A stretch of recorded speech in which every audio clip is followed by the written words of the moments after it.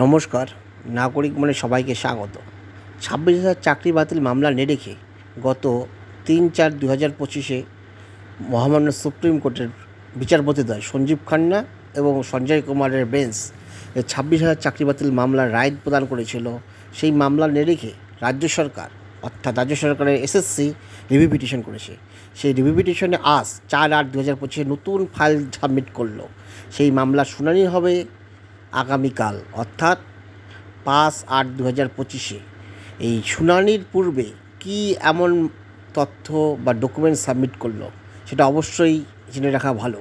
তাতে হয়তো বা অনেক চাকরি প্রার্থীর বা যোগ্য চাকরিরতদের জন্য করেছে না কাদের জন্য করেছে সেটা এখনও ধোঁয়াশা রয়েছে। দেখা যাক পরবর্তীতে কি জানা যায়, নতুন কি তথ্য সাবমিট করলো এসএসসি। আগামীকাল তার শুনানি রয়েছে 5/8/2025 দুপুর 1:30টায়। বিচারপতিদ্বয় রয়েছেন সঞ্জয় কুমার এবং অপর বিচারপতি সতীশচন্দ্র শর্মা। সবাই তাকিয়ে থাকবেন সেই শুনানির দিকে। ধন্যবাদ।